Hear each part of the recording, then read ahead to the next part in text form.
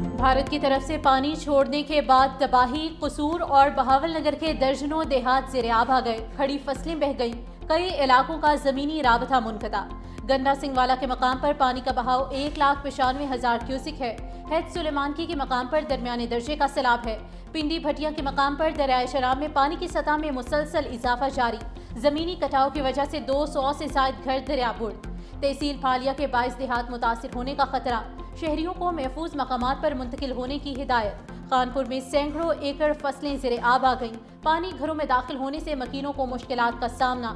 دریائے ستلج میں پانی میں اضافہ، دیپالپور میں مساجد میں اعلانات، شہری محفوظ مقامات پر منتقل۔ دریائے راوی جسٹر کے مقام پر پانی کا بہاؤ 90,000 کیوسک، درمیانے درجے کا سیلاب۔ لاہور میں پرانا راوی پل پر نوجوان دریائے راوی میں ڈوب گیا، دریائے راوی کے کنارے کھیتوں میں کام کرتے 56 افراد کو ریسکیو کر لیا گیا۔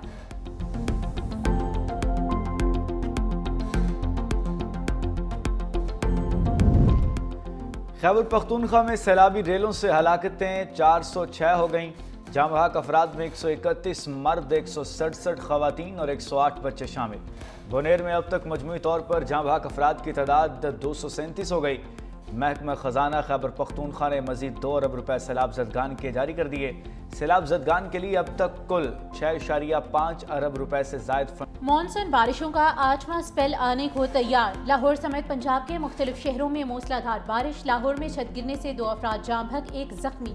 کھیرا پل منہالہ روڈ پر چھت گرنے سے 25 سالہ رانی اور 18 سالہ آفتاب شامل۔ رائے تھیم پارک میں مکان کی چھت گرنے سے خاتون جاں بحق۔ گجرات کے محلہ چاک کھولے میں دیوار گرنے سے نوجوان جاں بحق۔ سیالکوٹ میں بارش سے سڑکوں پر 2 سے 3 فٹ پانی جمع، گلیاں محلے ندی نالوں کا منظر پیش کرنے لگی۔ نشیبی علاقے ڈوبنے سے دفاتر جانے والوں کو شدید مشکلات کا سامنا، کئی علاقوں میں بجلی کی فراہمی معطل۔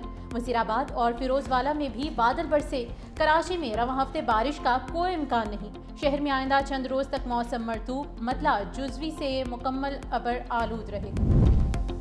مودی سرکار باز نہ آئی، سنتاس معاہدے کی خلاف ورزی جاری۔ بھارت کا انڈس واٹر کمیشن کی بجائے سفارتی ذرائع سے 3 بار رابطہ۔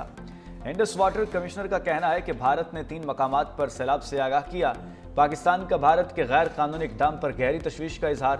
بھارت کی طرف سے پہلا رابطہ 24 اگست صبح 10 بجے کیا گیا تھا۔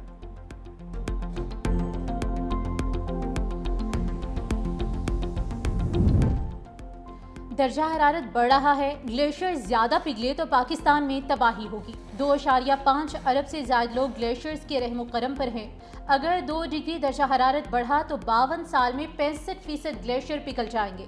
پبلک اکاؤنٹس کمیٹی میں چیئرمین NDMA کی بریفنگ۔ لیفٹیننٹ جنرل انعام حیدر نے کہا کہ ابھی تک بارشوں میں 800 اموات اور 1100 زخمی ہوئے۔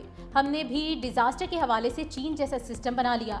چیئرمین PAC نے کہا کہ آپ کی تیاری سے تو یہ لگ رہا ہے کہ لاشیں کیسے نکالنی ہیں، روڈ کیسے بنانی ہے۔ آپ متاثرہ علاقوں میں آٹا اور خیمے دے رہے ہیں، جس کا گھر تباہ ہو گیا اس کو آٹے اور خیمے سے کیا سروکار۔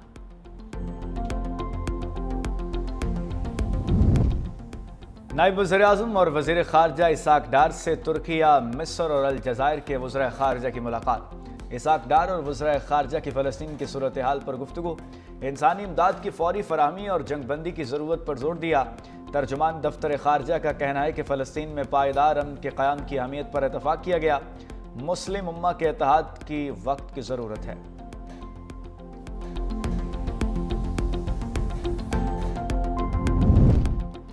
کسٹم میں جانچ پڑتال کا نظام فیس لیس کر کے شفافیت یقینی بنائی جائے، انتظامی کارروائیوں میں درکار وقت کو کم سے کم کیا جائے۔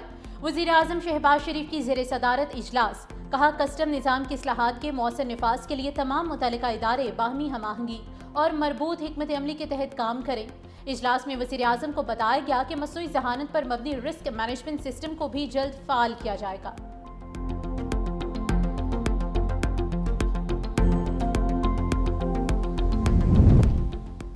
کپتان کے کھلاڑیوں میں اختلافات، سلیکشن پر پھوٹ پڑ گئی۔ سیکرٹری جنرل PTI سلمان اکرم راجہ کا پارٹی عہدہ چھوڑنے کا فیصلہ۔ ایکس پر لکھا، آج ایک ایسا واقعہ ہوا جو مجھ سے 2 ٹوک فیصلے کا تقاضا کرتا ہے۔ بانی PTI کو عہدے سے الگ ہونے کا پیغام علی بخاری کے ذریعے پہنچایا۔ بانی PTI نے میری گزارش تسلیم نہیں کی۔ آج بانی PTI سے عہدے سے علیحدگی کی گزارش کروں گا۔ پارٹی کے لیے وکالت خدمات بلا معاوضہ جاری رکھوں گا۔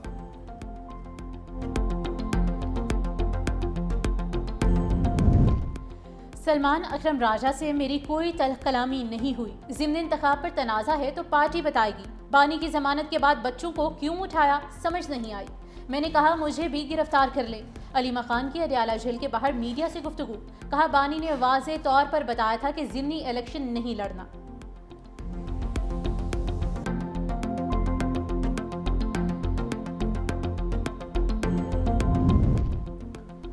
یوٹیلیٹی سٹورز کارپوریشن ملازمین کے لیے خصوصی پیکج کی منظوری آج متوقع ہے۔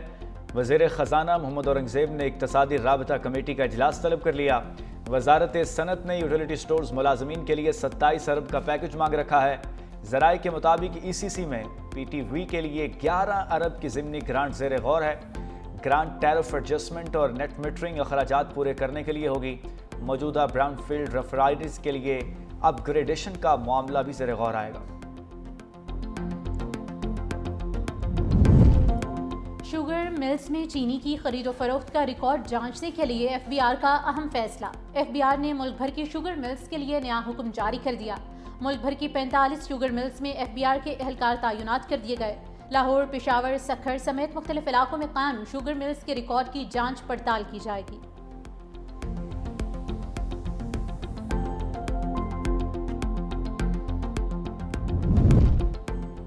شنگھائی سی پورٹ سے مزید 100 جدید ترین الیکٹرک بسز پاکستان روانہ۔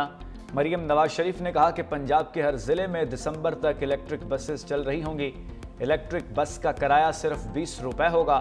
الیکٹرک بس میں ایئر کنڈیشنڈ اور اندرونی موسم کنٹرول کی سہولت موجود ہوگی۔ وزیر اعلیٰ مریم نواز ایکس پر پیغام میں خوشخبری سنا دی۔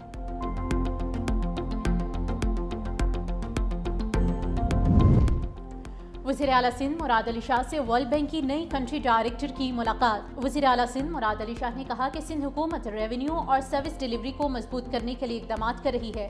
غیر ترقیاتی بجٹ کو کنٹرول کیا جا رہا ہے۔ دوسری جانب وزیر اعلیٰ سندھ سے ترکی کے کونسل جنرل ڈاکٹر جمل سانگو کی الوداعی ملاقات۔ مراد علی شاہ کا ڈاکٹر کی خدمات اور سندھ سے تعاون پر خراج تحسین۔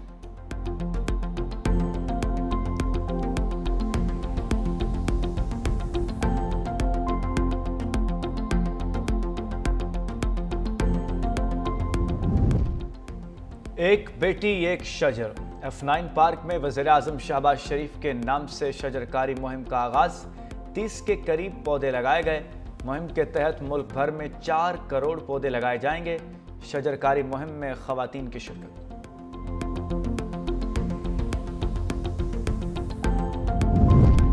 خیبر پختونخوا میں پولیو کے مزید 2 کیسز رپورٹ۔ متاثرہ بچوں کا تعلق ٹانک اور شمالی وزیرستان سے ہے۔ رواں سال پاکستان میں پولیو کے مجموعی کیسز کی تعداد 23 ہو گئی۔ ملک بھر میں پولیو مہم 1 ستمبر سے شروع ہوگی۔